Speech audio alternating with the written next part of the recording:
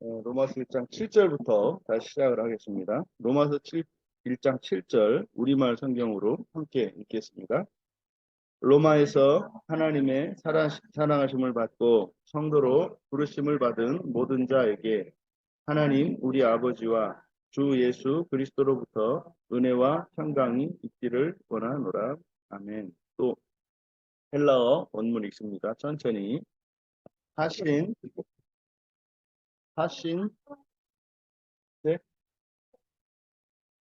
아니, 지금 따라서 읽으시라고요. 예. 하신, 토이스 두 단어씩 읽을게요. 하신, 토이스, 우신, 앤, 로메, 아가페 토이스, 테우, 아가페 토이스, 테우,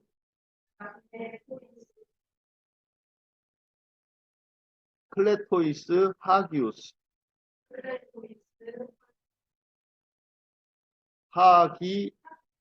하기오이스. 지금 어딘지 아시죠? 네, 클레토이스, 뒤에 오면은 이 오이스가 두 개 붙어 있잖아요. 여기 뒤에, 여기 오이스 이렇게 있잖아요. 그죠? 클레토이스, 하기오이스, 하리스, 히민, 카이, 에이레네, 아포테우, 파트로스, 피몬, 파트로스,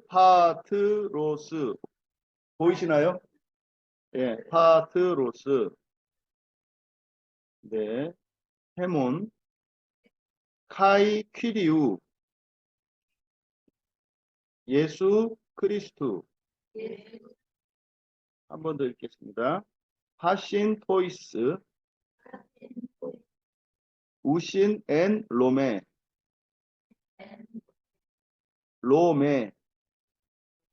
우신, 앤, 로메, 아가페, 토이스, 테우, 클레토이스, 하기오이스, 하리스, 휘민, 카이, 에이레네, 아포테우, 파트로스, 헤몬, 카이, 큐리우, 예수, 크리스투. 한 번만 더 읽겠습니다. 네 단어씩 읽어볼게요. 네 개, 세 개씩. 하신, 토이스, 우신, 앤, 로메, 우신, 앤, 로메, 아가페, 토이스, 테우, 클레토이스, 하기오이스, 하리스, 헤몬, 하리스, 헤민, 하리스, 휘민, 카이, 에이레네, 아포테우, 파트로스, 헤몬, 파트로스, 헤몬, 카이, 큐리우, 예수, 그리스도. 그 사역 한글을 좀 다시 불러드릴게요. 그 본문 뜻이 잘 안 드러나서. 로마에 있는 모든 이들, 이 부분을 설명하려고 하다 보니까 조금 설명이 좀 부족해서 그대로 그냥 다시 번역을 했거든요. 로마에 있는 모든 이들, 신의 사랑을 받으며 거룩한 이들로 부르심 받은 로마에 있는 모든 이들, 신의 사랑을 받으며 거룩한 이들로 부르심 받은 여러분에게 우리의 아버지 신과 그리스도 예수 주로부터 여러분에게 우리의 아버지 신과 그리스도 예수 주로부터 오는 은혜와 평화가 있기를 원한다. 앞에서부터 다시 불러드릴게요. 로마에 있는 모든 이들, 신의 사랑을 받으며 거룩한 이들로 부르심 받은 여러분에게 우리의 아버지 신과 그리스도 예수 주로부터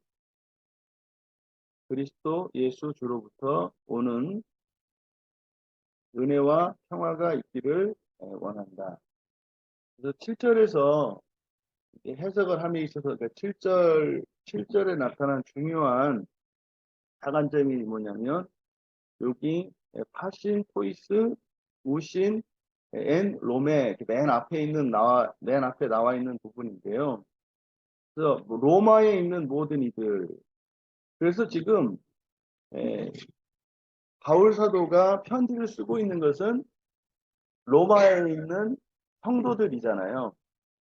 그런데 바울이 로마에 있는 모든 사람들을 염두에 두고 있다는 것을 요 맨 앞에서 나타내고 있는 거예요. 그래서 로마에 있는 모든 사람들.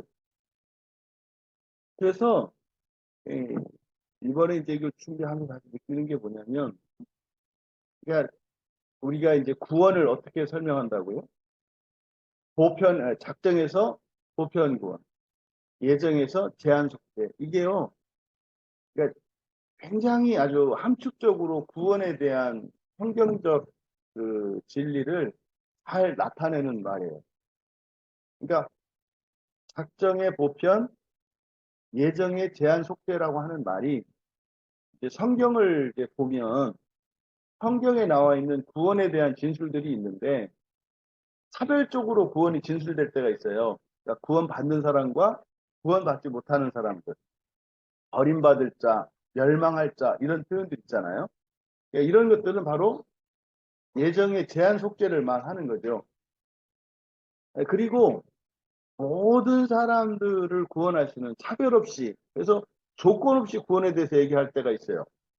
예수를 그 이름을 믿으면 세례를 받으면 이런 식으로 그래서 또 구약으로 말하면은 아브라함의 자손이면 언약 안에 있으면 이스라엘 백성입니다.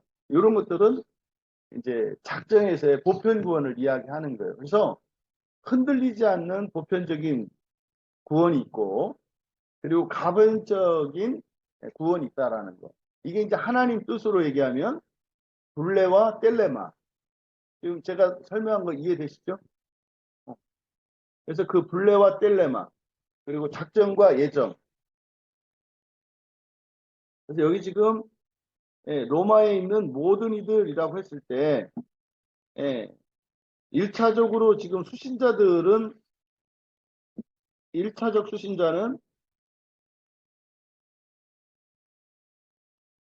로마 교인들이에요. 로마 교회에 있는 이제 교인들이 1차적 수신자입니다. 그런데 그들을 먼저 이야기하는 것이 아니라 그들에게 편지를 쓰고 있지만 바울 사도의 마음속에는 누가 있어요? 로마에 있는 모든 사람들을 염두에 두고 있다. 그리고 여기 이제 단어에서 이제 거룩한 성도로 중간에 클레토이스, 하기오이스 하는 앞에서 하나, 둘, 셋, 넷, 다, 일곱, 여덟, 아홉 번째 단어 요거죠. 앞에 보시면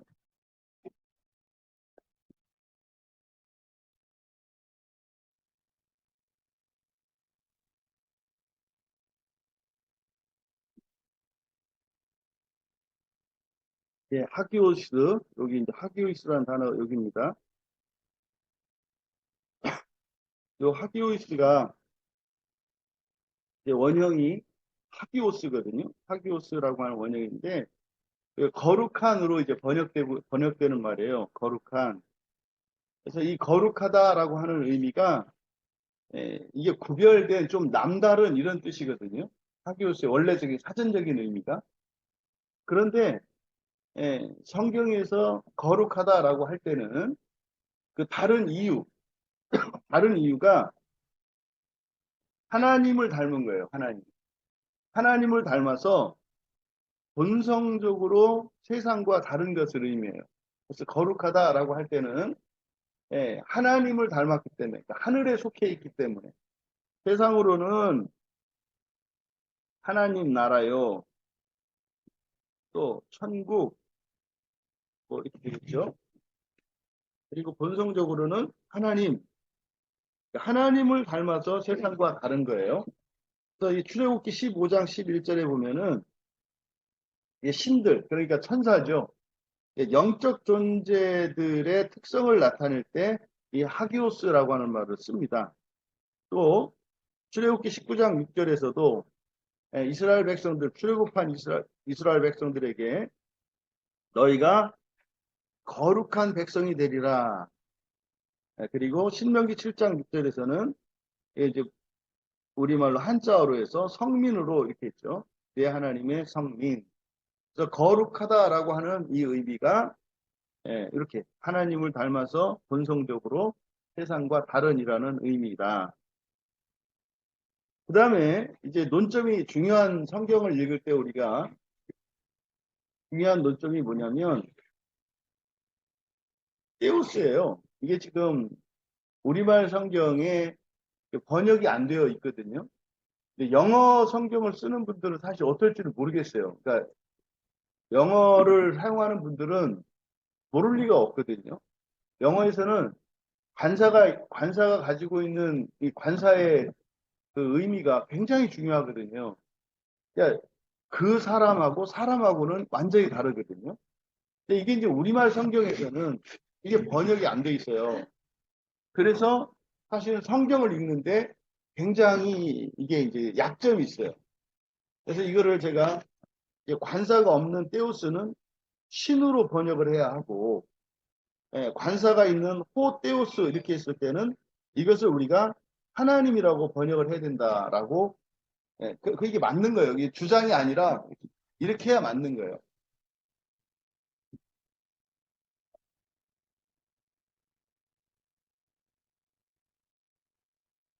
그래서 우리말의 특성 중에 하나가 알아서 생각하는 거기 때문에 그래서 말이 통하는 사람이 있고 안 통하는 사람이 있다고. 말이 통하는 사람은 이렇게 얘기하면 알아듣는데 하나하나 정확하게 얘기해 줘야 되는 사람이 있어요. 요즘에 이제 아이들이 그게 알아서 못 알아들어요. 말이 이상한데 알아서 못 알아듣고 정확하게 이렇게 문자적으로만 이제 받아들이죠. 어쨌든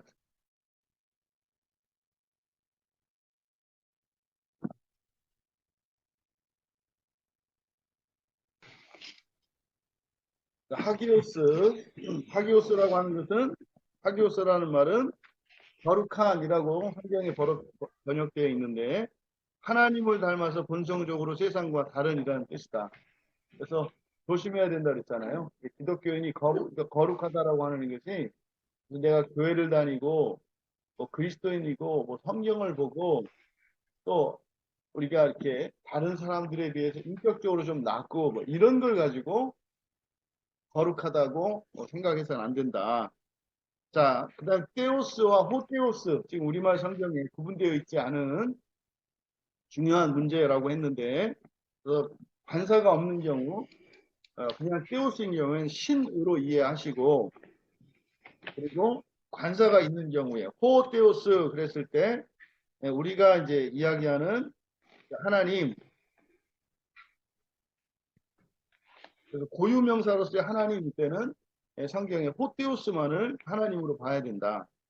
그러면요, 이 테오스와 호테오스를 바울 사도가요, 이거를 엄격히 구분해서 써요. 엄격하게. 제가 이번에 이거를 이제 성경을 찾아보면서 되게 감동을 먹었던 게, 야, 이 바울이 굉장히 그 겸손하고 섬세한 분이구나라고 하는 것을 이제 깨닫게 된 게 뭐냐면, 바울 서신의 모든 인사말에 그러니까 고유명사로서의 하나님을 이야기하지 않아요. 그냥 신으로 이야기해요. 신으로. 모든. 그래서 이게 전부 다 그런가? 그래서 이제 다 찾아봤는데 모든 바울 서신과 심지어는 공동서신조차도 처음부터 이렇게 기독교에서 말하는 여호와 하나님을 말하지 않아요. 그냥 신으로 이야기해요. 신으로. 제가 이제 어떤 느낌을 받았냐면 사도들이 복음을 전하는데 그냥 니들은 다 가짜야. 이게 진짜, 그러니까 이것만 진짜야. 뭐 이런 식으로 그 사도들이 진술하는 게 아니고요. 마치 그 신들 사이의 경쟁에 하나님을 이렇게 출전시키는 것 같은 모습이야. 그러니까 우리 하나님만 진짜, 물론 성경에는 나 이외에 다른 신은 없다 이렇게 말씀은 합니다만 복음을 전할 때에는 굉장히 겸손한 방법으로 그리고 타 종교인들이 믿고 있는 그 신과 다르지 않은 마치 여러 신들 중에 한 신인 것처럼 겸손한 모습으로 신을 제시해요. 이렇게 우리 하나님을. 그리고 나서 경쟁시키는 걸 말하자면. 그래서 그들로 하여금 인격적으로 우리 하나님을 선택할 수 있도록 하는 방식으로 복음서들이 전부 이 서신서들이 다 그렇게 기록되어 있더라. 그래서요. 그렇게 되면은 의미가 달라요. 의미가 이렇게 달라져요. 그래서 항상 이제 바울 사도가 복음서를 편지를 쓸 때 하나님의 뜻으로 말미암아 사도된 바울 이게 이제 많이 쓰는 표현이거든요. 자기가 이제 사도된 게 인간적으로 이렇게 한 게 아니라 하나님이 세워주신 거다. 근데 이제 우리말 성경에는 전부 하나님의 뜻으로 이렇게 되어 있는데 이게 신이에요, 신. 신의 뜻으로 이렇게 되어 있어요. 그리고 그래서 이제 이렇게 보면은 그 히브리서라고 하는 성경책이 이제 계속 논쟁이 많아요. 근데 사실은 뭐 이게 바울이 썼느냐 안 썼느냐 큰 의미가 없는데 그냥 성경이니까 그냥 성경으로 받으면 되는데 이제 학자들은 이게 히브리서가 이게 틀림없이 바울 사도가 쓴 거다. 그러니까 대부분 요즘에는 바울이 쓴 것으로 이야기를 하죠. 왜냐면 이제 문체나 또 그 문체의 수려함이나 이런 것을 보고 바울일 거라고 얘기를 하거든요. 그래서 바울이 쓰는 표현들도 쓰고. 그런데 바울이 또 절대로 쓰지 않는 표현들이 나와요. 히브리서에. 그래서 그런 것 때문에 이건 바울이 쓴 거 아니다. 그 중에 한 예가 뭐냐면 그 히브리서 1장 1절에 맨 처음 제시되는 하나님이 신이 아니라 호데오스로 제시가 돼요. 그러니까 히브리서라고 하는 편지 자체가 수신자가 히브리인들이잖아요.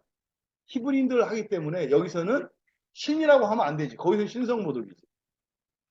그러니까 거기서는 그렇게 하면 안 되지. 그래서 거기서는 정확하게 오직 한 분 하나님으로 하나님을 또 호칭을 해요. 이게 이제 테오스와 호테오스에 관한 이제 또 베드로후서 1장 1절에도 보면 우리 하나님과 구주 예수의 의를 힘을 때 여기도 베드로후서하고 베드로후서 1장 1절과 히브리서 1장 1절을 제외한 나머지 전부 이 서신서들의 인사말에서 제시되는 하나님은 유일하신 하나님이 아니라 그냥 신이에요. 신으로 제시가 돼요. 근데 우리들이 그러니까 이제 오늘날 우리 그 한국 그리스도인들이 복음을 전할 때 하는 표현 방식이 성경과 많이 달라요. 그러니까 사도들이 전했던 복음 전도 방식과 오늘날 우리가 전하는 복음 전도 방식이 차이가 많이 나요.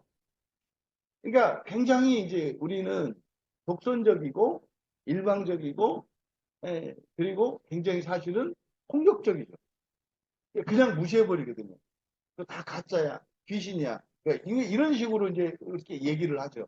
하나님만 진짜야. 그래서 뭐 스님을 보든지, 저도 이제 스라 그랬잖아요. 님자 붙이기 싫어가지고, 뭐 이렇게 스라고 할 정도로.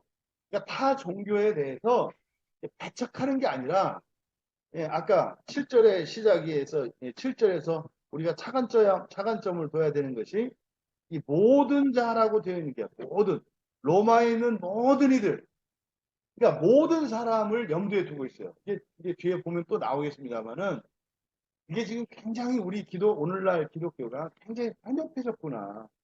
편협해졌구나. 이거를 이제 느끼게 되는 것 중에 하나가 바로 이 하나님에 대한, 신과 하나님에 대한 이 진술에서 우리가 또 이제 알 수 있었다.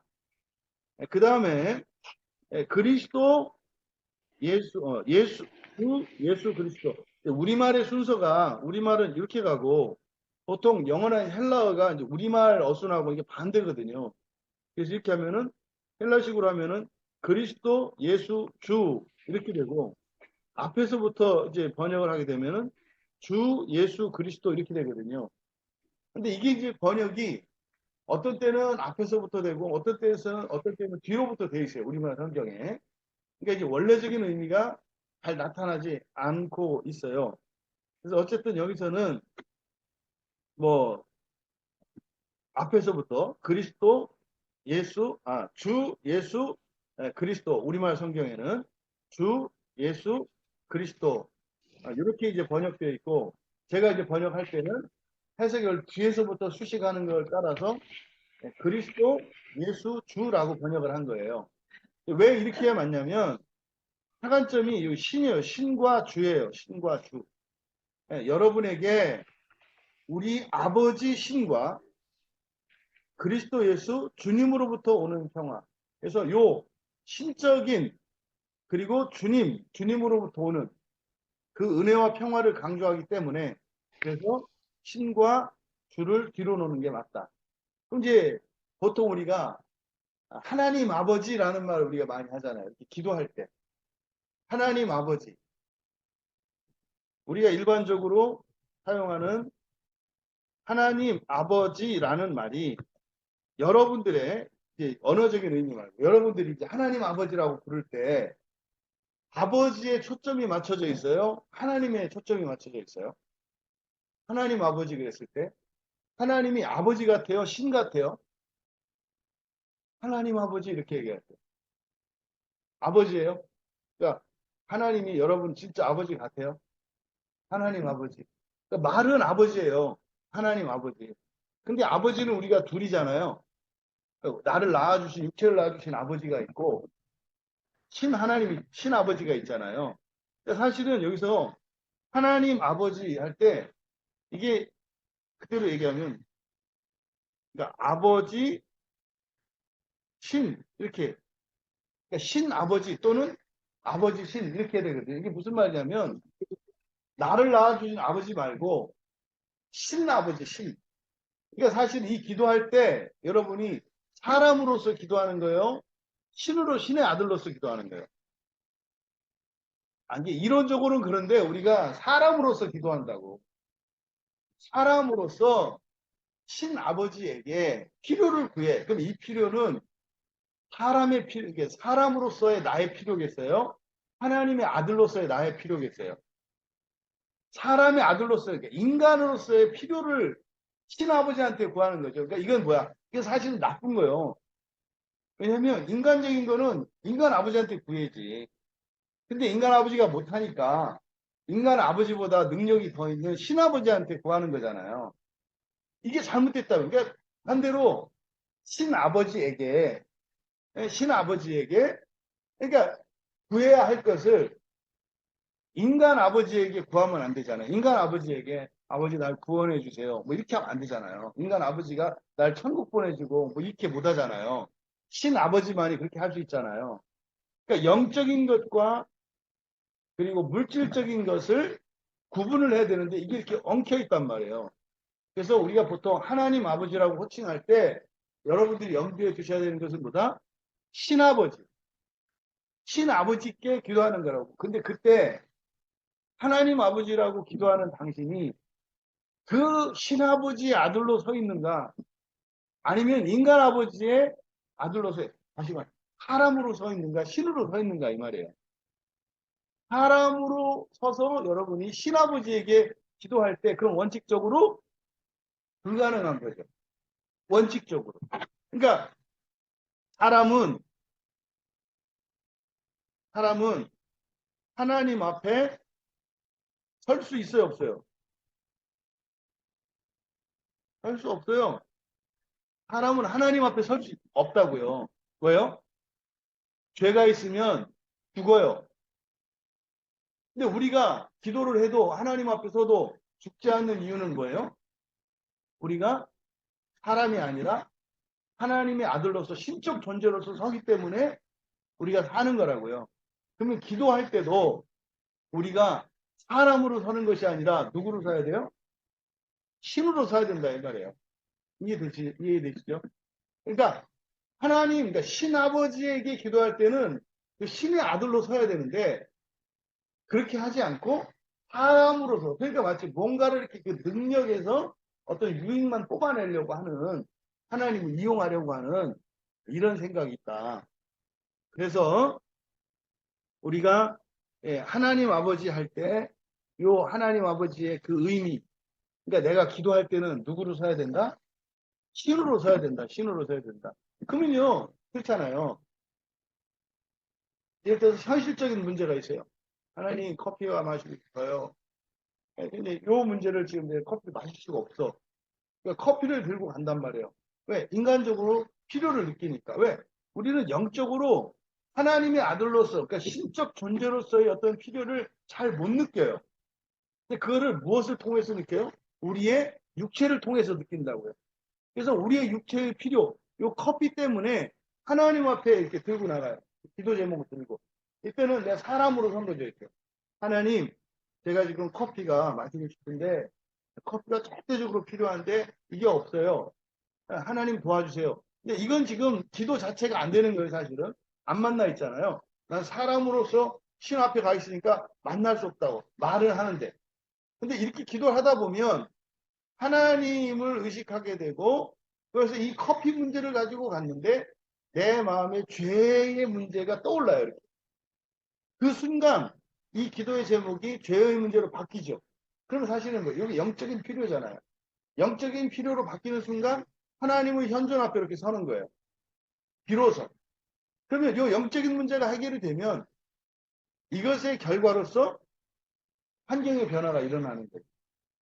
그래서, 이 하나님 아버지, 즉 우리말 성경에 예, 하나님, 우리 아버지 이렇게 되어 있는데 이제 하나님이 아니고 신으로 번역을 해야 된다. 그래서 우리의 아버지 신과, 그러니까 여러분들의 아버지가 두 분이라는 것을 늘 기억하셔야 돼요.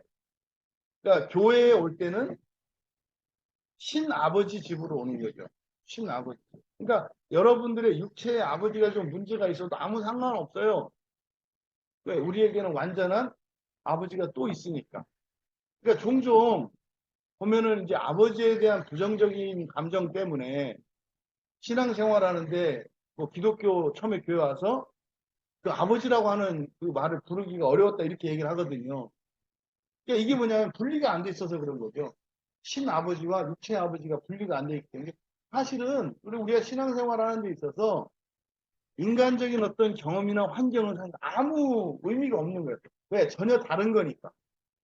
전혀. 그러니까 아버지라는 말을 쓰지만 전혀 다른 분에게 쓰는 말이기 때문에 그래서 하나님이라고 하는 고유명사로서 아버지가 아니라 이거는 보통명사로서의 신아버지, 영적인 아버지 이런 의미겠죠.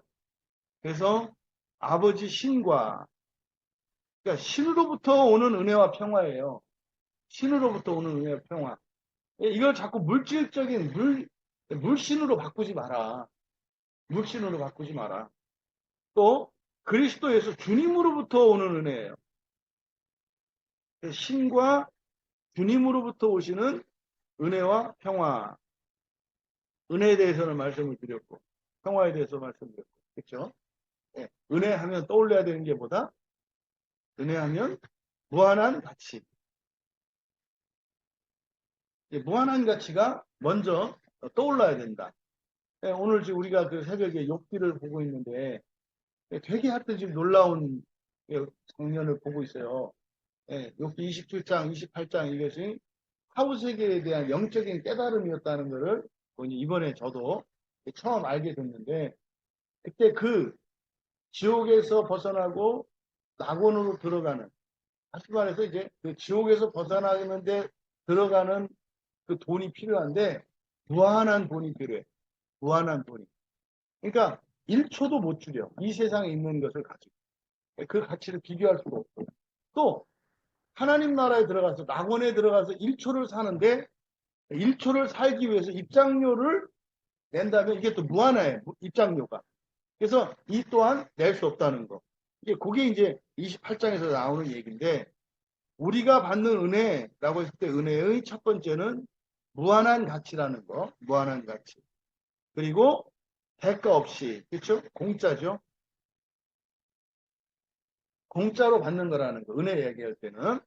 그 평화라고 할 때도 이거는 조건과 존재의 조건 환경이죠. 이거의 완전으로, 이게 완전성에 기초한 평화예요. 조건적인 평화가 아니에요. 그래서 있다가 없어지는 이런 것이 아니라, 그래서 절대적 평화를 말하는 거예요. 성경에서 말하는 샬롬이라고 하는 것은. 그래서 존재론적으로, 환경적으로, 조건적으로 완전한 상태가 되었을 때라야 예, 이 평화가 가능하다. 근데 이제 우리들이 이제 평화를 구할 때도 이렇게 자꾸 조건적인 평화를 구하는 실수를 자주 범해요.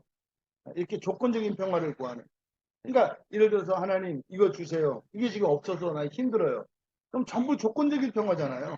완전한 평화, 절대적 평화를 구하는 게 아니라 조건적인 평화를 구하는 실수를 하게 된다.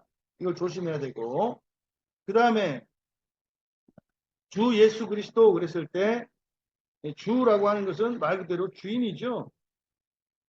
주인이라는 뜻이에요. 주인. 이거는 주권자잖아요. 주권자.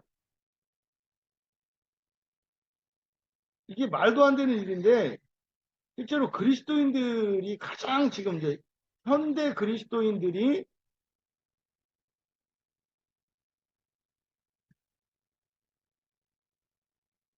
가장 취약점이에요.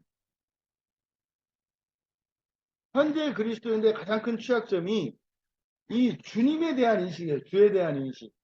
자기가 주인이야. 자기가 주인. 이게 프랑스 혁명 이후로 개인의 인권과 주권이 강조되면서 이게 이제 물론 중세 교회의 부작용이기는 합니다만 하나님을 주권자로 인정하는 일이 가장 힘들어요. 가장 힘들어요. 심지어 그래서 우리가 믿는 그 하나님을 주님으로 받아들이지 않기 때문에 성경 말씀을 못 받아들인다고요. 성경 말씀. 성경을 판단해요. 심지어 신학과 성경이 성경 안에 신학이 이렇게 포함이 되어 있는 거죠. 원래는. 그런데 신학이 성경을 쳐. 그 대표적인 게 뭐냐면 이런 거죠. 성경에 한 구절이 나와 있어. 이게 지금 죽은 자들의 구원에 관한 그 굉장히 중요한 본문이 고린도전서 15장 29절 말씀이거든요. 이 고린도전서 15장 29절 말씀이 이게 죽은 자들의 구원에 관한 말씀이에요. 그래서 죽은 자들을 위한 세례를 언급하고 있어요. 근데 죽은 자들에 대한 세례를 언급하고 있는 본문이 딱 여기 하나밖에 없어요. 세례를 주는 것은. 그러면은 성경이 그렇게 한 번이라도 기록되어 있으면 그걸 진리로 받아야 돼요. 이게 하나님을 주권자로 인정하는 바른 태도예요. 그러니까 성경은 하나님의 말씀이기 때문에 하나님이 한 번 말하면 들을 수 없고 두 번 이상 말해야 들을 수 있나요? 이런 발상 자체가 말도 안 되는 거잖아요. 그래서 이 고린도전서 15장 29절에서 얘기하는 죽은 자들을 위한 이 세례에 대한 이 본문인데 이거 하나로 그냥 받으면 되고요. 그러면 신학이 이거를 설명해야 되는 거예요. 신학은. 근데 어떻게 하냐면 죽은 자에 대한 구원은 없기 때문에 이거는 침묵시켜야 돼. 그러니까 하나님으로 하여금 어디요? 입 다물라 이렇게 한단 말이죠. 이게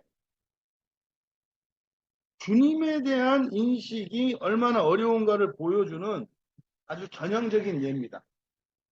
심지어 목사 신학자들이 자신들이 가지고 있는 신학적 지식으로 인해서 성경을 덮어버려요. 그래서 성경에 마치 이렇게 그 검정 매직으로 칠해버리는 거죠. 이런 건 없다 하는. 지금 뭐 우리 교회에서 다루는 이 많은 주제들이 이렇게 검정색으로 그냥 지워버렸던 그것들을 지금 드러내고 있잖아요.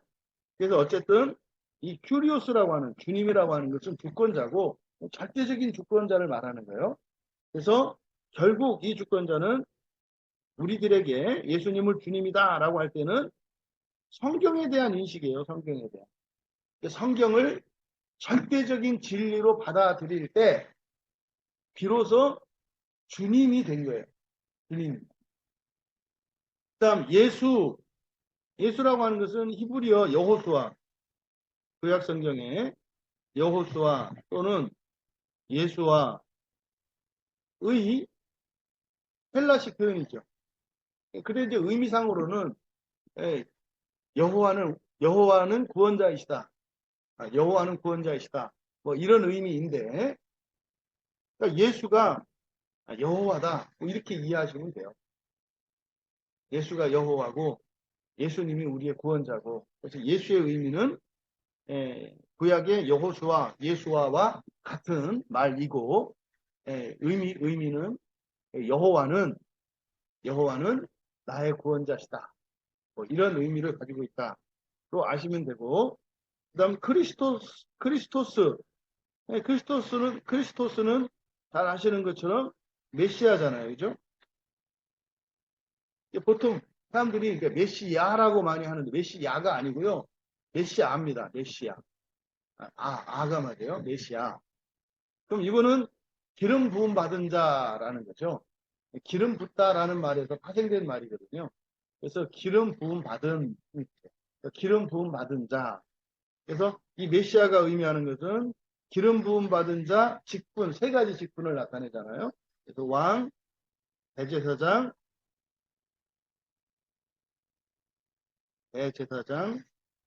선지자. 이 세 가지 직분을 주울 때 기름을 붓기 때문에 그래서 그리스도 우리말 성경으로 그리스도라고 번역되어 있는 크리스토스는 메시아의 헬라어로 나타낸 말이고 그것의 의미는 기름 부음 받은 자라는 뜻이고 그것의 실질적인 성경적인 의미는 왕, 대제사장, 선지자. 왜 대제사장이라고 그래야 되냐면 제사장은 지성소 안에 못 들어가요. 대제사장만 지성소 안에 들어갈 수 있기 때문에. 다음 8절로 넘어갑니다. 한글로 먼저 읽습니다. 읽으실 때 의미를 생각하면서 읽으세요. 8절. 먼저 내가 예수 그리스도로 말미암아 너희 모든 사람에 관하여 내 하나님께 감사함은 너희 믿음이 온 세상에 전파됨이로다. 이제 한번 의미를 여러분들이 생각을 해보세요. 지금 한글 성경의 이 의미. 먼저 내가 예수 그리스도로 말미암아 너희 모든 사람에 관하여 내 하나님께 감사함은 너희 믿음이 온 세상에 전파됨이로다. 그냥 우리말 성경대로 이제 우리말 성경대로 그 의미를 우리가 어떻게 받아들이게 되냐면 로마교회 이 교인들의 믿음이 뛰어나서 널리 소문이 났구나. 그래서 바울 사도가 이거를 감사하고 있구나. 뭐 이런 의미로 이해가 되잖아요. 그럼 이제 과연 이것이 성경 원문도 그런 뜻인지 우리가 비교해 보자는 거죠. 먼저 헬라 원문을 같이 읽겠습니다. 프로톤, 맨, 유카리스토,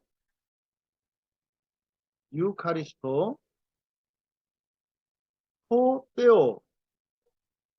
여기 지금 관사가 붙었죠. 테오가 이게 떼우의 역격이거든요. 그러니까 떼우 이제 하나님이에요. 이제 관사가 붙었죠. 그러니까 이게 눈에 딱 들어오는 거예요. 관사가 붙었네. 그러니까 이때 그러면은 요 하나님은 진짜 하나님인 거예요.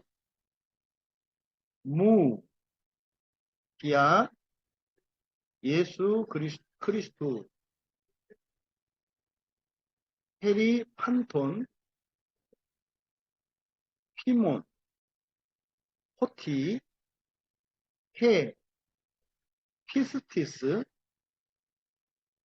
피몬, 카탕겔레타이, 카탕겔레타이. 이게 카타하고 감마가 두 개가 붙으면 하나가 이응이 돼요, 앞에 게. 우리말로 하면 자음접전 이런 거잖아요. 기역 붙으면 발음이 안 되니까 앞에 요 기역이 이응으로 바뀌어요. 그래서 카탕이 되는 거예요. 카탕 겔레타이. 카탕 겔레타이. 엔 홀로. 토 코스모. 한 번 더 읽겠습니다. 프로톤, 맨, 유카리스토, 토 테오, 무, 디아 예수 그리스도, 헤리 판톤, 피몬, 호티, 헤피스티스, 피몬, 카탕겔레타이, 엔 홀로, 토 코스모. 먼저 사역한 거를 적으세요. 무엇보다도 먼저 내가 너희 모두에 관해, 무엇보다도 먼저 내가 너희 모두에 관해 그리스도 예수로 말미암아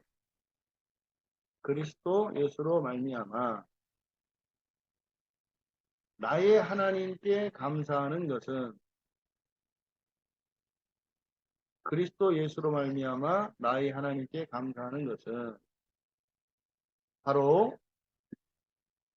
너희들의 믿음이 온 우주에 전파되기 때문이다.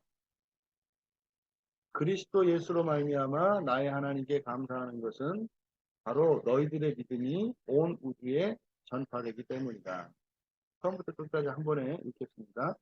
무엇보다도 먼저 내가 너희 모두에 관해 그리스도 예수로 말미암아 나의 하나님께 감사하는 것은 바로 너희들의 믿음이 온 우주에 전파되기 때문이다.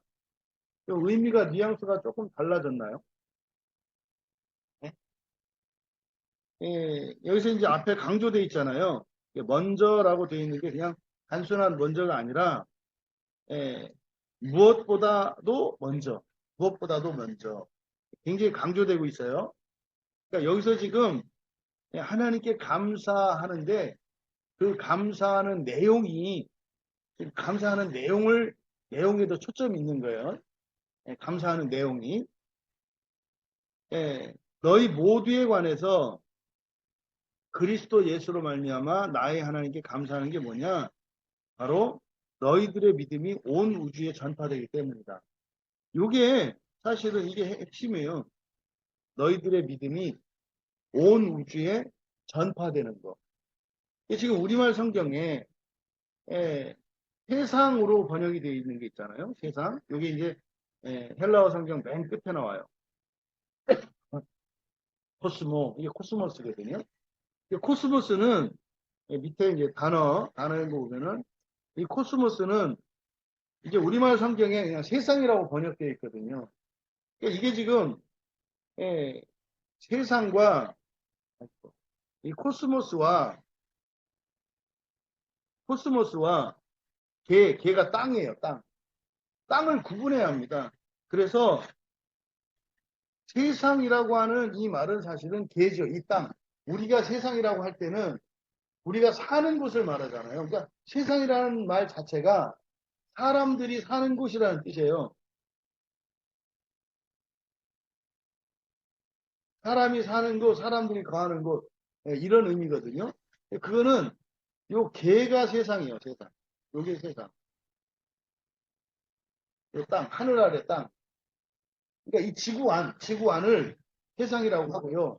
이 코스모스는 지금 우리말 성경에 전부 세상이라고 번역되어 있는데, 세상이라고 하면 안 되고 뭐라고 번역해야 된다? 우주라고 해야 돼요. 우주라고. 하나님이 세상을 창조하사 할 때는 그때 세상이 코스모스일까요? 개일까요? 땅 이게 개예요, 개. 하나님이 세상을 창조하셨다 할 때는 개일까요? 아니면 코스모스일까요? 세상을 창조하셨다 할 때. 지구만 창조하셨을까요? 지구만 의미하는 게 개예요. 지구만 의미하는 게. 그러니까 코스모스는 우주 전체를 말한다고요. 그러니까 하나님이 천, 지, 하늘들과 땅을 창조했다 그랬잖아요. 그걸 이제 우리 신약에서 하나님이 세상을 창조하사 이렇게 얘기하잖아요. 그때 세상은 이 땅만을 말하는 게 아니라 우주 전체를 말한다고요. 그때 코스모스라는 말을 써요. 그러니까 코스모스와 개를 구분해서 써야 되는데 우리말 성경에는 그냥 똑같이 이거를 세상이라고 만들어 버렸어요. 그러니까 개념이 기독교인들의 이 세계관이 우주적으로 확장돼야 되는데 자꾸 지구 안으로 줄어들어요. 그러니까 이해를 못 한다고. 그러니까 이 지구 안에 대해서만 이야기할 때가 있고요. 우주 전체에 대해서 얘기할 때가 있다고요. 그러니까 사람들의 구원관이 그래서 뭐 이 지구 안도 아니지 사실은. 세상 그래봐야 그냥 뭐 대한민국 정도가 되고 사실은 엄격히 더 따지면 대한민국도 아니에요. 자기가 사는 세상이지. 뭐 우리가 뭐 살아요.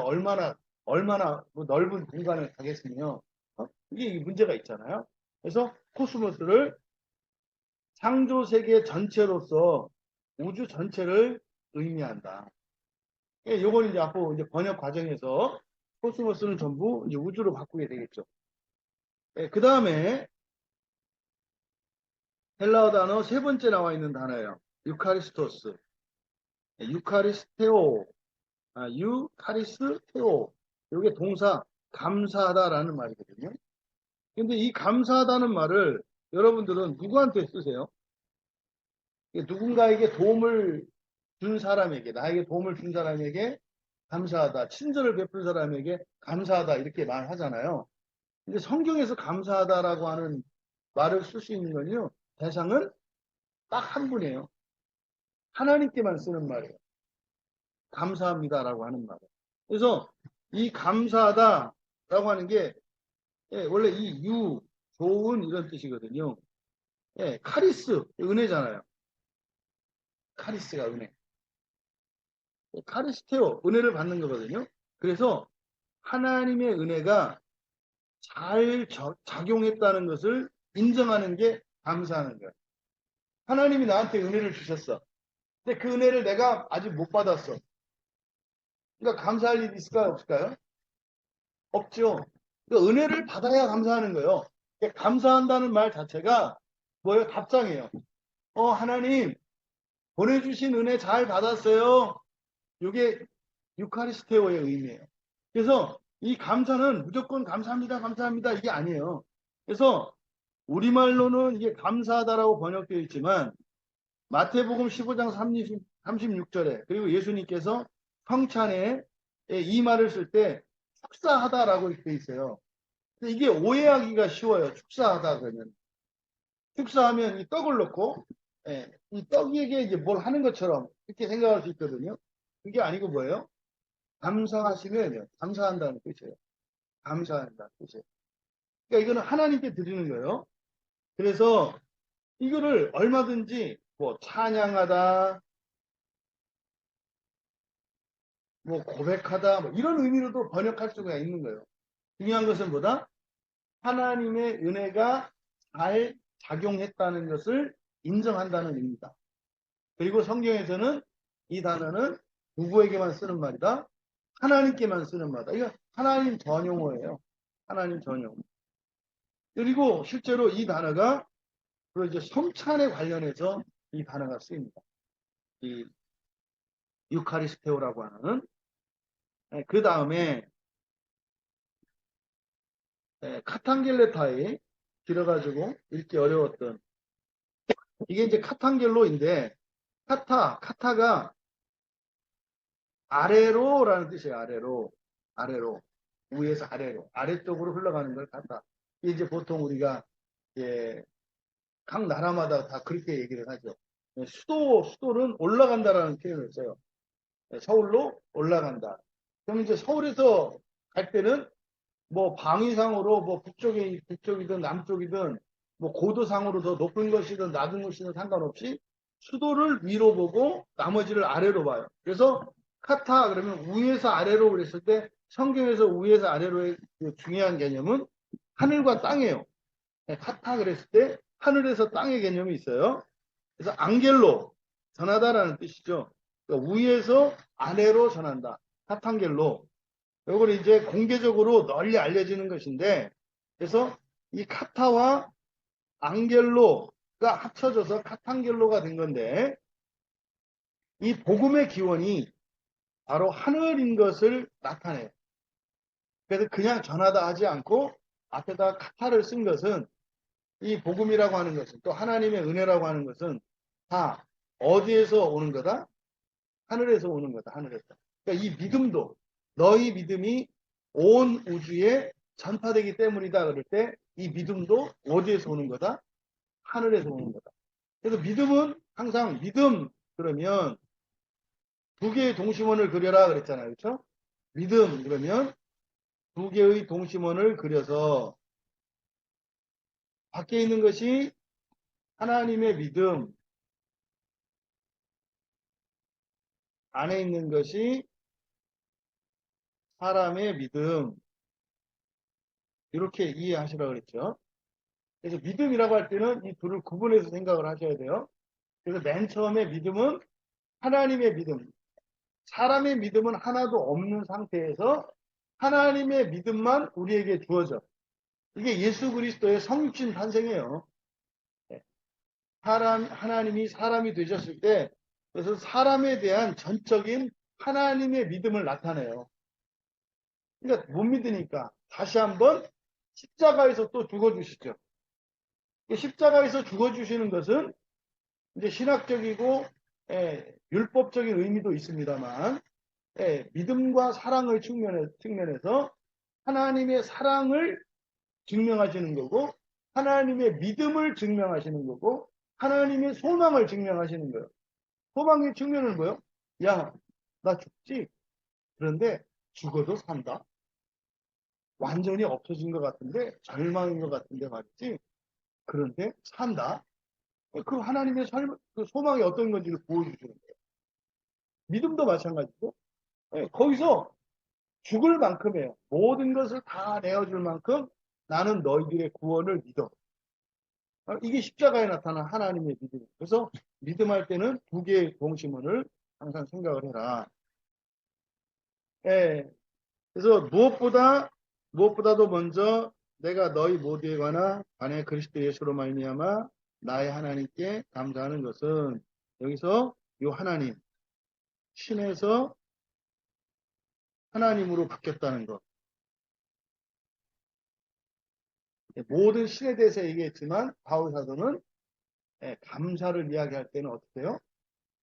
예배의 대상, 창조하신 나를 구원하신 하나님께 감사한다는.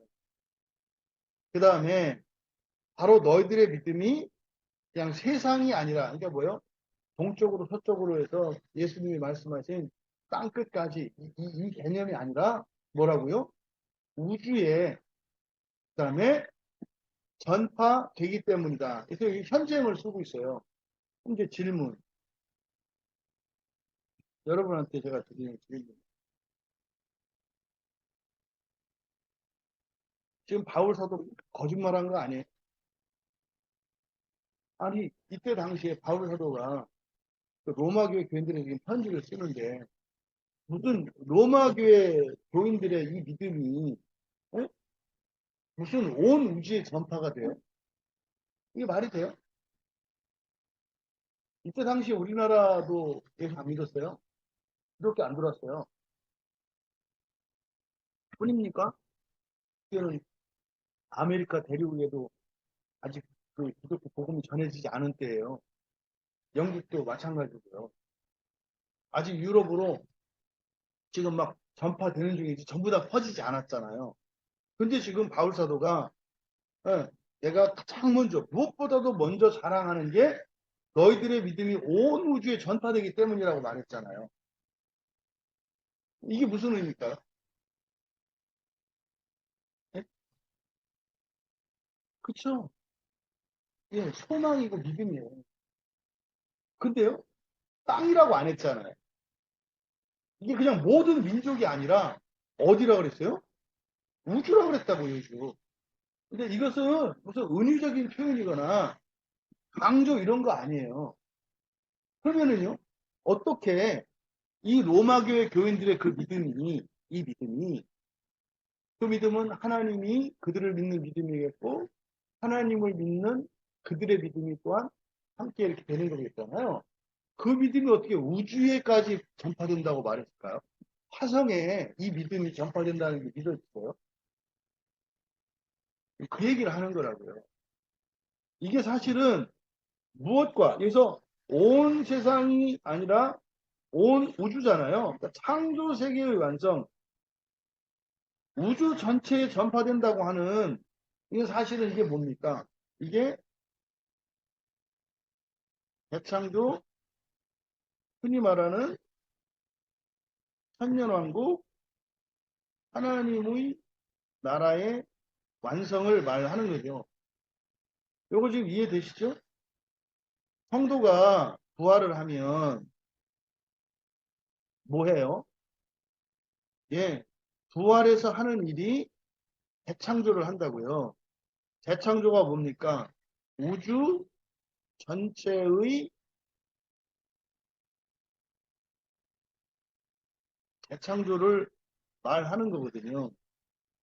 그러니까 부활은 창세기 1장에 나타난 그 창조 행위를 할 수 있게 되는 것을 의미하고 실제로 그 일을 천사들을 부려서 하게 된다고요.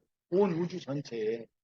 바로 여기서 바울 사도께서 내가 무엇보다도 먼저 하나님께 감사하는 것은 뭘 바라보고 있어요? 이거는 지금 종말을 바라보고 있다고요. 그러니까 이건 지금 바울 사도의 소망과 믿음에 대한 진실이에요. 그러니까 사실은 로마 교회 교인들이 이 편지를 받고 이해했을까요? 그랬을까요? 절대 못했죠. 그냥 이게 듣고 그랬겠죠. 아, 우리 잘한다고 칭찬하셨어. 야, 봐봐. 바울 사도가 우리 칭찬하셨어. 막, 우리 잘한다고. 아, 우리 믿음이 온 우주에 전파된대.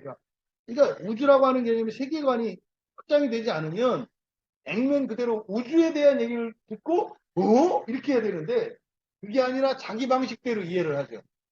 그냥, 야, 우리가 이렇게 상당히 유명한가 봐. 아, 우리가 좀 다른 사람들보다 잘하나 보지? 이런 식으로 해석을 했겠죠. 그 대표적이에요. 여러분들이, 너희들은 나의 자녀다 그랬을 때, 여러분이 신이다. 이렇게 안 받아들이시잖아. 똑같은 게요. 너희들이 내 사랑하는 나의 아들이다. 존귀하다 그랬을 때 이게 종말론적으로 부활 이후에 여러분에게 나타날 그 영광으로 받아들이지 않는 것과 다르지 않다. 그냥 자기 수준에서 자기 세계관에서 이해한다 이 말이에요. 그래서 이 8절에 이 말씀 속에는 이 바울 사도의 종말에 대한 믿음과 소망이 한껏 되어 있다. 이 8절 안에. 그러니까 지금 편지를 시작하는 서두에 종말에 대한 이야기까지 들어가 있어요. 근데 이게 이제 못 알아듣죠. 사실은 이제 뒤에 나오는 내용들의 복선이잖아요. 왜? 우리가 이제 로마서를 살펴봤습니다만 로마서의 핵심 주제는 영화란 말이에요. 사람이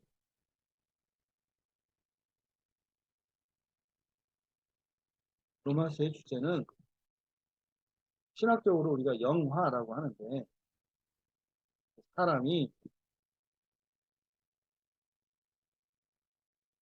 하나님이 되는 것이죠. 이 과정을 부활이라고 하는 거예요. 로마서 핵심 주제가 이거라고. 근데 이미 서론에 예, 여기에 인사말에 들어가 있었던 거죠.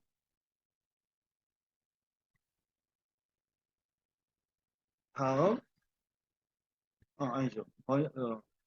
불러드렸죠. 사용한 거. 자, 9절로 갑니다.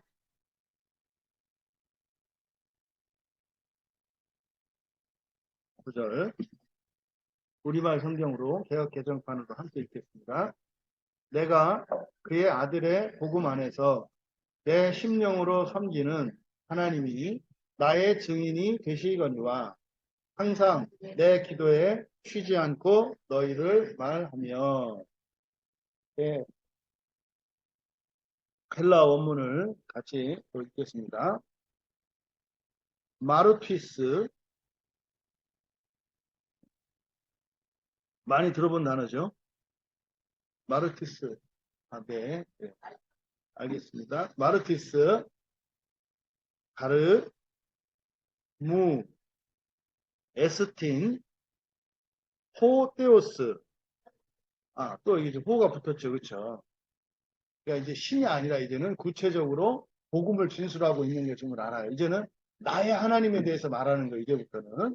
처음에 이야기할 때는 그냥, 두루뭉실하게 신으로 이렇게 인사를 했습니다만, 이제부터는 기독교의 하나님, 창조주 하나님, 우리가 믿는 하나님에 대해서 얘기하는 거예요. 신이 아니고 이제는 하나님이에요. 호, 라트레유, 라투리오, 호, 라트류오, 라트류오, 엔, 토, 푸뉴마티, 무, 엔, 토, 유앙겔리오, 투, 피우, 아우투, 호스, 아디아 레이푸토스, 아디아 레이푸토스, 아디아 레이푸토스, 아디아 레이푸토스, 무네이안, 무네이안, 무네이안, 피몬, 호이우마이, 호이우마이. 앞에서부터 읽겠습니다. 마르티스, 가르, 무, 에스틴, 호테오스, 호 라트리오, 엔, 호 푸뉴마티, 무, 호 푸뉴마티, 무, 엔, 토 유앙겔리오, 엔, 토 유앙겔리오, 투 피우, 아우투, 투 피우 아우투, 호스 아디아 레이프토스, 무네이안, 히몬, 호이 우마이.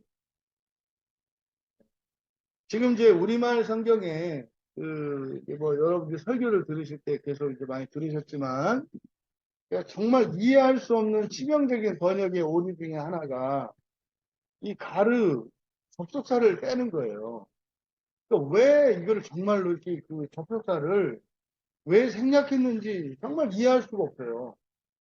그러니까 이 접속사가 들어가고 안 들어가고에 따라서 문장 자체가 이제 하나의 문장으로 구절과 종속절로 이어지잖아요. 근데 이게 없게 되면 그냥 각각 독립 문장이 되어서 전혀 인과관계가 나타나지가 않아요. 근데 지금 우리말 성경에 심각한 오역이 이 왜냐하면이라고 하는 접속사가 생략된 거예요. 그래서 바로 앞에 있는 문장에 대한 이유를 설명하는 문장을 마치 독립된 문장으로 오해할 소지가 많은 거죠. 지금 여기 구절도 마찬가지입니다. 구절도 왜냐하면으로 시작하는 거예요. 왜냐하면. 먼저 사역을 불러드릴게요. 왜냐하면 그 하나님이 바로 나의 증인이시기 때문이다. 왜냐하면 그 하나님이 바로 나의 증인이시기 때문이다. 나는 그 하나님께 그의 아들의 복음 안에서 나는 그 하나님께 그의 아들의 복음 안에서 나의 영으로 제사 드린다. 나는 그 하나님께 그의 아들의 복음 안에서 나의 영으로 제사 드린다. 그때 나는 너희들의 언급을 빠뜨리지 않는다.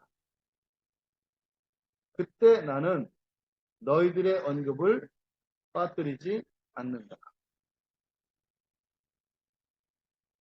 먼저 9절 우리말 개혁 성경을 읽어보면 내가 그의 아들의 복음 안에서 내 심령으로 섬기는 하나님이 나의 증인이 되시거니와 항상 내 기도에 쉬지 않고 너희를 말하니.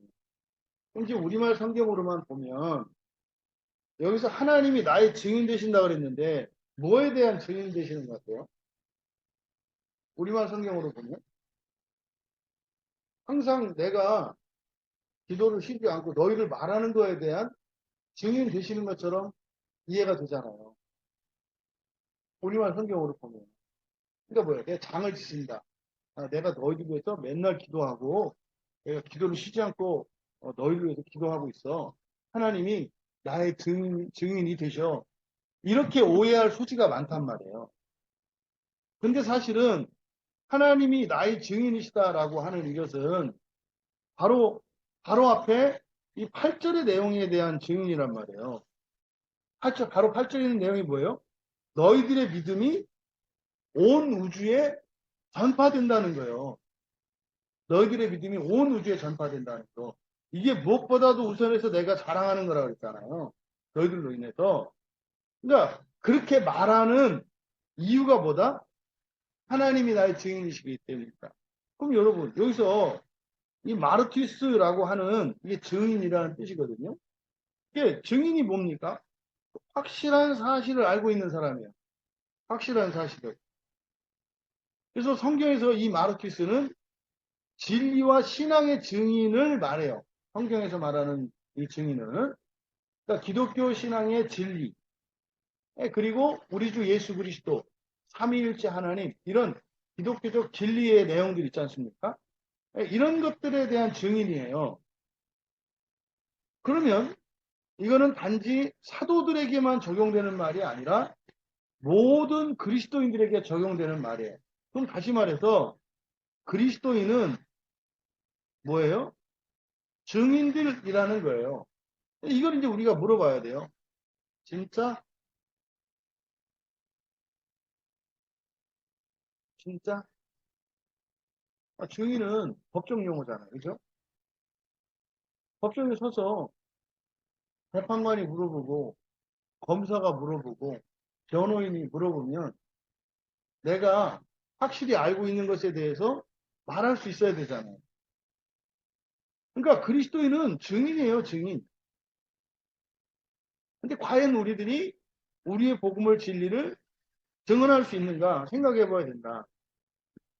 또 그럼 이제 여기서 하나님이 바로 나의 증인이시기 때문이다 라고 말한 것이 온 우주에 믿음이 전파된다라고 하는 이거에 대한 증인이 하나님이시라는 거예요. 하나님이 나의 증인이 되신다는 거예요. 어떻게 이야기를 했을까? 사실은 이게 계시였다는 걸 말하는 거죠. 하나님이 가르쳐 주신 거예요. 야, 바울아. 그러니까 다메섹 도상에서 예수님을 만났고 또 광야에 나가서 이제 하나님으로부터, 그러니까 예수님으로부터 이제 배우는 기간이 있었죠. 그때 가르쳐 주신 거예요. 야, 바울아, 저 하늘에 봐. 저 밤하늘에 빛나는 별들 있잖아. 거기에 나의 백성들이 저기다 살 거고, 저 하늘에 빛나는 모든 별에 완전한 자연세계가 너희들에 의해서 창조될 거야. 라고 하는 이 계시를 하나님한테 받았다는 거예요. 그래서 하나님을 증인으로 세우는 거예요. 이거는 그냥 우리가 말하는 것처럼, 아유, 답답해. 내가 하늘이 내 마음을 안다 할 때 그거는 그냥 우리들이 그냥 나를 믿어달라고 강조하는 거고, 바울이 하나님을 증인으로 세우실 수 있는 이유는 뭐겠어요? 하나님한테 들었기 때문에 이렇게 얘기하는 거라고 말이에요. 그러니까 즉 여기서 그 하나님이 바로 나의 증인이다라고 하는 것은 내가 하나님께 들었기 때문에 이렇게 말한 거야. 이 얘기를 하는 거죠. 그래서 나는 그 하나님께 그의 아들의 복음 안에서 우리말 성경에 심령이라고 되어 있는데 그냥 영이에요. 영. 훈육하기 때문에 내 영으로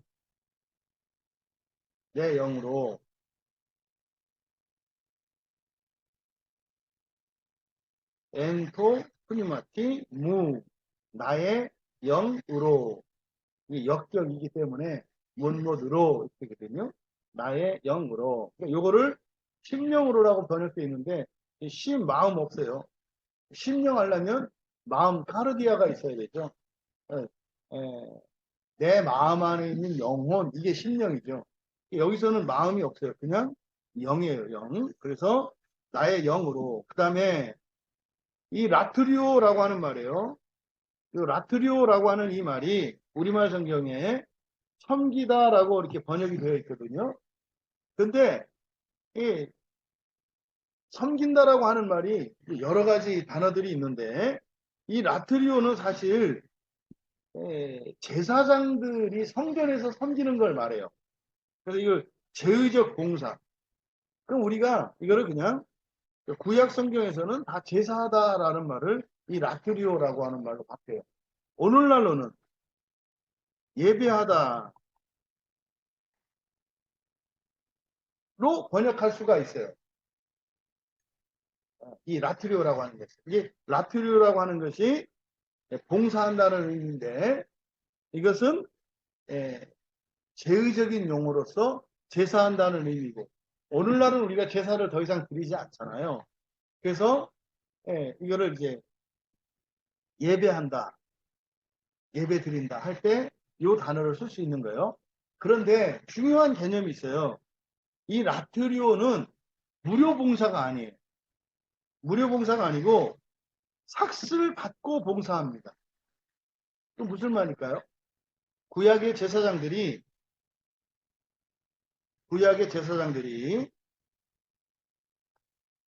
성전에서 제사를 드리잖아요. 성전을 섬기잖아요. 그들에게 보상이 주어져요, 안 주어져요? 주어져요. 주어져요. 그래서 사람들이 가져오는 헌재물, 제물에서 제사장의 몫으로 띄어지잖아요. 그건 누구한테 받는 거예요? 하나님께 받잖아요. 하나님으로부터. 그래서 이 제사장들의 이 삭은 하나님으로부터 받는 삭이에요. 그래서 이거를 이제 목사님들이 받는 사례비를 월급이라고 하지 않죠. 사례비라고 한다 이 말이에요. 사례비. 이게 사례비라고 하는 것은 조심할 것은 성도들이 사례하는 게 아니에요. 성도들이 감사해서 드리는 이게 지금 오늘날 크게 착각하는 게 목사들이 교회에서 받는 이 생활비나 이것을 마치 교인들의 헌금에서 받는다고 생각을 해요. 큰 착각이죠. 큰 착각이죠. 그러니까 하나님으로부터 받는 거죠. 하나님으로부터. 이것이 그래서 모든 섬김은 다 보상이 주어져요. 그래서 볼까요? 왜 사람들이 보통 예배하고 또 여러분들이 교회에서 봉사하잖아요. 교회를 섬길 때 이건 제사장적으로 섬기는 거거든요. 여러분들이 교회와 관련된 이런 모든 일들을 섬길 때 이것은 나트리오예요. 전부 교회와 관련된 거기 때문에. 하다못해 교회 청소하고 주방 봉사하고 뭐 여러분들 설교 녹취하고 뭐 집사님 뭐이 그 설교 영상이나 이런 거 올리고 다 교회 일이거든요.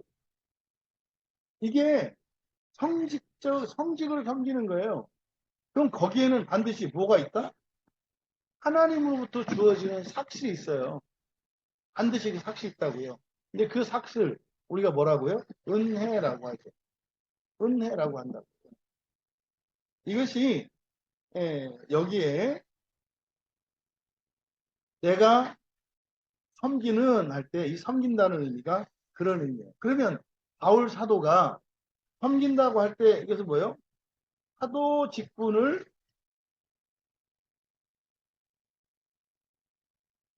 수행하는 걸 말하겠죠. 사도 직분을 수행하는 거. 그럼 여기서 내 영으로 섬긴다. 그럼 이제 사도 직분을 하는 게 그냥 인간적으로 섬기는 것이 아니라 무엇으로 섬긴다? 영으로 섬긴다. 당연하죠. 사람이 어떻게 신을 섬겨요? 불가능하죠. 사람이 하나님 앞에 신 앞에 설 수도 없는데 뭘 섬겨요? 섬기는 걸 기껏해야 뭐 돌멩이 던지고 쓰레기 던지고 이런 거 하지 않나요? 앞에 가지는 못하니까. 그래서 하나님을 섬기는 일은 다 무엇으로 섬기는 일이다? 영으로 섬기는 일이다. 그러면 그 하나님의 은혜가 어디로 와요? 영으로 와야죠, 영으로. 그럼 영으로 봉사에서 왔을 때 일어나는 일이 영으로 섬기고 영으로 보상을 삭슬 받겠네요. 그럼 이게 본성의 변화가 아니고 뭐겠어요? 여기서 심찜해 하시거나 염려하실 필요 없는 것은 본성의 변화는 반드시 환경의 변화를 동반한다. 그러니까 영으로 보상을 받는다는 것은 뭐안 보이는데 뭐 대충 그냥 심리적으로 위안 받으라고 이러는 거나 이게 아니라 영으로 받는다는 것은 그 안에 뭐가 포함되어 있어요? 물질적이고 현실적인 것들이 포함되어 있는 거라고요. 근데 물질적인 보상을 받는다는 것은 뭐예요? 영과는 아무 상관이 없다는 의미가 된다는 거죠. 너무 안타까운 얘기다. 그리고 여기서 이제 문의한 그래서 이제 우리말 성경에는 기도해라고 번역되어 있어요. 기도해. 기도해라고 번역되어 있는데 이게 문의한을 이렇게 번역한 거거든요. 이게 이 문의야 기도라고 번역한 게 문의야인데 원래 기억이라는 뜻이고요. 기억한 것을 말하는 언급이라는 의미를 가져요.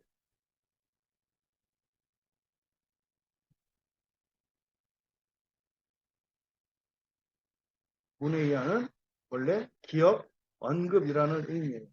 이 기도는 너무 과도한 의역이에요. 그러니까 정리하면 이런 내용이죠. 예, 하나님이 나의 증인이시기 때문이다. 이건 뭐예요? 하나님이 나한테 말씀하셨어. 창조세계 전체에 너희들의 믿음이 다 전해질 거라고 엄청난 얘기예요. 엄청난 얘기예요. 가슴 이거는 뭐 그냥 현세에 단지 사람들한테 있는 뭐 저는 그 하나님의 계시는 안 받았지만 저는 단언컨대 여러분들 그러니까 로마에 있는 교인들도 그랬는데 여러분들의 믿음이 온 우주에 전파되지 않겠어요? 전파될 거예요. 옛날에 21세기 초기에 뭐 시작된 저기 아시아, 한국, 경기도 그 안양 그 평촌 지역에 있는 광야교회라는 교회가 있었는데 그때 교인들이 첫째 부활을 믿고 천년왕국을 믿고 부활 이후의 삶이 어떠한 것인지 얘기하고 이랬었대라고 하는 말이 이 다음에 하나님 나라가 임했을 때 전해질 줄로 믿습니다. 그 얘기하는 거예요. 근데요, 그리고 나서 뭐라 그랬어요? 이게 하나님과 만난 거라 그랬잖아요. 만났다는 얘기라 했잖아요. 그 뒤에 나오는 게 그러니까 바로 즉시 뭐겠어요? 하나님에 대한 제사가 당연히 나오겠죠. 하나님을 만났던 거잖아요. 그러니까 영으로 제사를 드리는 거잖아요. 엎드려서. 그게 현재적으로는 사도 직분으로 이어지는 거예요.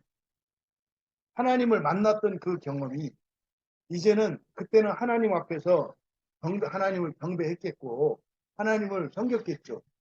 영으로 하나님께 제사를 드렸겠죠. 그러면 지금 현재 그는 어떻게 해요? 이 세상을 창조 세계 전체를 하나님을 섬기는 것처럼 섬기고 있죠. 하나님을 섬기는 섬김이 세상을 향한 섬김으로 나와요. 하나님을 향한 사랑이 사랑과 세상을 향한 사랑으로 나와요. 이율배반적이지 않아요. 그러니까 당연히 이 제사에 대한 얘기 나오죠. 근데 뭐요? 그때 나는 너희들의 언급을 빠뜨리지 않는다. 그러니까 그때 우리가 유추할 수 있는 거예요. 예수님으로부터 종말에 대한 계시를 들었어. 그때 어떻게 한 거예요? 로마 교회 교인들의 이런 그뿐이겠어요. 다른 신자들과 이런 것에 대한 얘기를 했다는 거죠. 아, 주님, 이 사실을 모르고 있어요. 모르고 있어요. 우리 동포, 우리 민족 이스라엘이 이 사실을 알지 못해요. 저도 그렇게 공부 열심히 하고 탁월한 스승님에게서 배웠었는데 이런 사실을 몰랐어요. 이런 얘기를 한 거죠. 그러니까 로마에 있는 교회들에 대해서 사실은 모든 신자들에게요. 신자들에 대한 언급을 빠뜨리지 않는다. 이때 언급이 뭐겠냐고요. 이 기억, 그 사람들이 생각하면서 무슨 얘기를 하겠어요.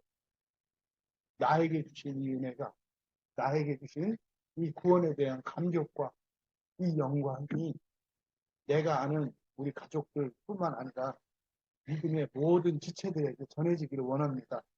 이거 아니겠어요? 이거를 그래서 기도라고 이제 의역을 한 건데 너무나 맞죠. 그래서 그대로 그때 나는 너희들의 언급을 빠뜨리자.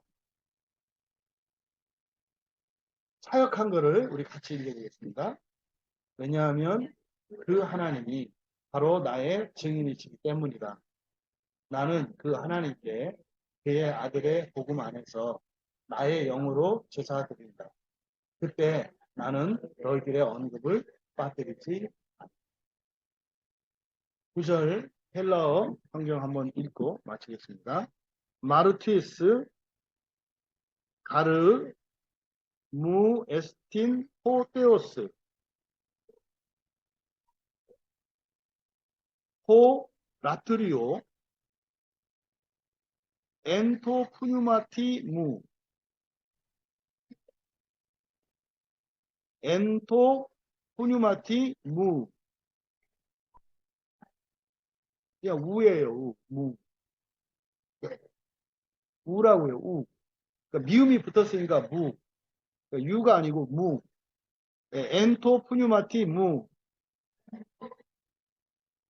그냥 부담 없이 그냥 이렇게 읽으시면 돼요. 무라고 엔토 유앙겔리오 투 피우 아우투 호스 아디아 랩토스 무네이안 피몬 호이 우마이 왜냐하면 그 하나님이 같이 읽겠습니다. 왜냐하면 그 하나님이 바로 나의 증인이시기 때문이다. 나는 그 하나님께 그의 아들의 복음 안에서 나의 영으로 제사 드린다. 그때 나는 너희들의 언급을 빠뜨리지 않는다.